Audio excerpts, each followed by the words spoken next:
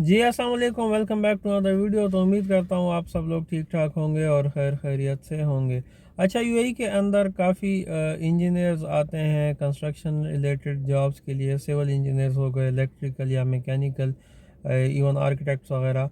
तो आज की वीडियो में मैं बताऊंगा आपको कि वो लोग कैसे यहाँ पे जॉब ले सकते हैं और प्रोसीजर क्या है यहाँ का, कैसे आपको यहाँ के जो लाइसेंसेस होते हैं सिविल इंजीनियर्स के, मैकेनिकल इंजीनियर्स के, इलेक्ट्रिकल के, वो आप कैसे यहाँ पे ले सकते हैं। क्योंकि यहाँ पे बग़ैर लाइसेंस के जो दुबई म्यूनसिपैलिटी है या शारजा म्यूनसिपैलिटी से आपने जब तक लाइसेंस नहीं लिया होता, एग्ज़ाम आपने पास नहीं किया होता, तो आप काम नहीं कर सकते। ठीक है। कंपनीज़ जो होती हैं उनकी अपनी अपनी कैटेगरीज़ होती हैं। उस कैटेगरी के हिसाब से कंपनी का अपना लाइसेंस होता है। फॉर एग्ज़ाम्पल ग्रेड 1 से लेके ग्रेड 7 तक या अनलिमिटेड। ठीक है। तो डिफरेंट किस्म के लाइसेंसेस होते हैं। फिर वो इंजीनियर्स जो आते हैं उनके पास जो जॉब करते हैं, फिर उनकी अपनी डिफरेंट क्राइटेरिया होता है। Assistant engineer, general engineer. ठीक है। इसी तरह जो सिविल इंजीनियर होते हैं वो G+1 के उनके पास लाइसेंस होता है, या G+7 का होता है, या अनलिमिटेड का होता है। ठीक है। तो डिफरेंट किस्म की जो है क्राइटेरिया है। सेम कंसल्टेंट्स जो हैं तो उसमें भी ग्रेड्स होते हैं, अनलिमिटेड या ग्रेड 1 2 3 4 इस तरह के। तो डिफरेंट किस्म के ये लाइसेंसेस हैं और डिफरेंट किस्म की कैटेगरीज़ हैं। ठीक है। फर्स्टली जब आप लोग यहाँ पे आते हैं, आपको कहीं से जॉब ऑफ़र मिलती है किसी भी कंस्ट्रक्शन कंपनी से, ठीक है ना, तो कुछ अरसे बाद वो कंपनी कोशिश करती है कि वो आपको एग्ज़ाम दिलवाए गवर्नमेंट से, म्यूनसिपैलिटी से। क्योंकि उसमें कंपनी का भी फ़ायदा होता है और आपका भी फ़ायदा होता है। उसकी जो फ़ी होती है नॉर्मली वो कभी कंपनी एम्प्लॉयर जो है तो बास टाइम वो पे करता है, बास टाइम वो कैंडिडेट को भी कहता है कि आपने पे करना है। ठीक है।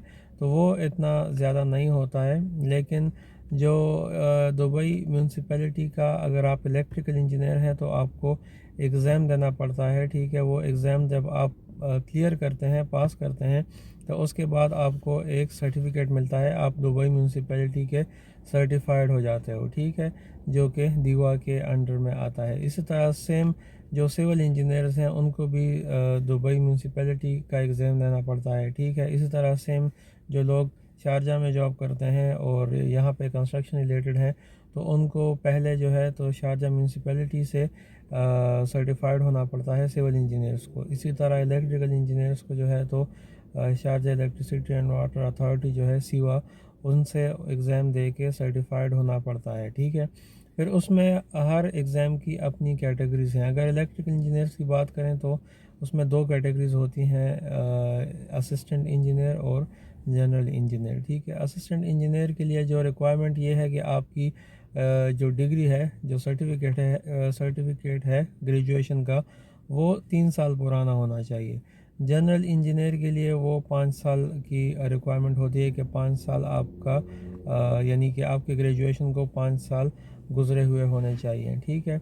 इसी तरह जो है तो सिविल इंजीनियर्स का भी अपना अपना क्राइटेरिया होता है। तो अगर आप यहाँ पे यूएई में आते हैं और एज अ फ्रेश आपकी डिग्री है, साल 2 साल हुए हैं, तो फिर तो आप कोशिश करें कि आपको कहीं पे भी जॉब मिल जाए। ठीक है। और उसमें साल 2 साल आप लगा के तब आप एलिजिबल होते हैं एग्ज़ाम देने के लिए, और तब आप दे सकते हैं।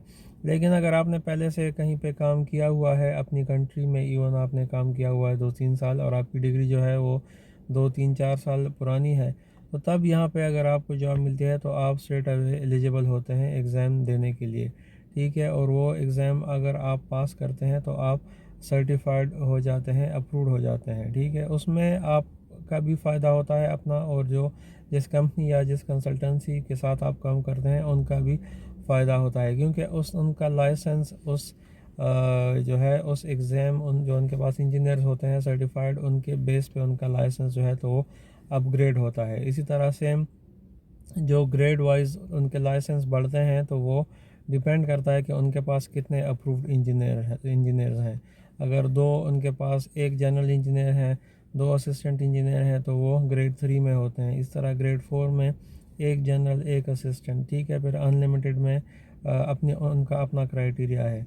इसी तरह अगर आर्किटेक्ट्स जो है यहाँ पे काम करते हैं, ठीक है, इसी तरह उनका भी जो है तो ہر کنسلٹنسی کا ڈفرینٹ اپنا گریڈ ہوتا ہے، اور ان کے حساب سے ان لوگوں نے آرکیٹیکٹس رکھے ہوتے ہیں اپنے ساتھ، سول انجینئر رکھے ہوتے ہیں اپنے ساتھ، الیکٹریکل انجینئر رکھے ہوتے ہیں اپنے پاس، اور میکینیکل انجینئرز بھی ان کے گریڈ سے حساب سے گورنمنٹ کا ایک کرائیٹیریا ہے کہ اتنے اتنے آپ کے پاس یہ والے انجینئرز ہونے چاہیے، اور اس حساب سے انہوں نے پھر رکھے ہوتے ہیں، اور اسی حساب سے جو ان کے پاس لائسنسز ہوتے ہیں اسی حساب سے نارملی ان کو سیلریز ملتی ہیں، ٹھیک ہے۔ تو اگر آپ کے پاس فل انجینئر کا یا سینئر انجینئر کا لائسنس ہے تو آپ کو اس حساب سے سیلری ملے گی، اگر آپ کے پاس اسسٹنٹ انجینئر کا لائسنس ہے تو آپ کو اس حساب سے جو ہے سیلری ملے گی۔ سیم اسی طرح آپ کے پاس اگر گریڈ 1 G+1 کا لائسنس ہے سول میں تو آپ کو اس حساب سے سیلری ملے گی، اگر G+7 کا یا ان لمیٹڈ کا اگر آپ نے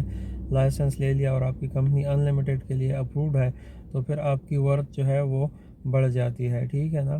اس کے علاوہ شروع میں جب آپ لوگ آتے ہیں تو آپ کو اپنی جو ڈگری ہے، جو سرٹیفکیٹ ہے، وہ اٹیسٹ کرانی پڑتی ہے۔ اس کے لیے بھی میں نے پہلے ایک ویڈیو بنائی تھی ڈاکومنٹس اٹیسٹیشن کی، یہاں پہ آپ کو شو ہو رہی ہوگی تو وہ بھی آپ چیک کر سکتے ہیں، اور وہ آپ کو اپنے جو آپ کی جو اپنی ہوم کنٹری ہے وہاں پہ اس کے فارن آفس سے کرانی پڑتی ہے، UAE ایمبیسی سے کرانی پڑتی ہے، ہائر ایجوکیشن کمیشن سے، اور یہاں پہ جب آپ UAE میں آتے ہیں تو پھر UAE کے اندر فارن آفس سے بھی کرانی پڑتی ہے۔ اس کے علاوہ جو لوگ دبئی میں جاب کرتے ہیں ان کے لیے سوسائٹی آف انجینئر سے بھی وہ لازمی ہوتی ہے، کرانی پڑتی ہے۔ شارجہ میں یہ ہے کہ یہاں پہ وہ آپشنل ہوتی ہے، اگر آپ سوسائٹی آف انجینئرس سے کراتے ہیں تو بھی چلتا ہے، یا اگر نہیں بھی کراتے تو بھی سول انجینئرس کو شاید یہاں پہ کمپلسری ہے، باقی الیکٹریکل انجینئرس کو آپشنل ہے وہ، ٹھیک ہے۔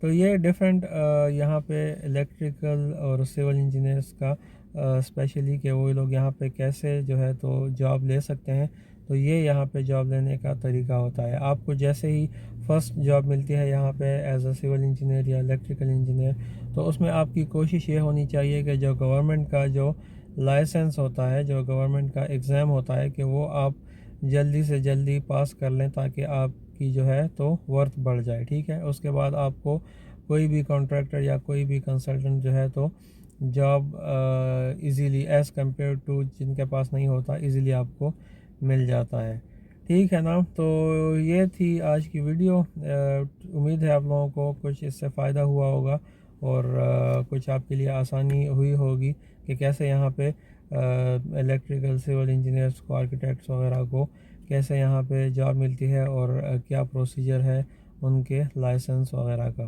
ٹھیک ہے۔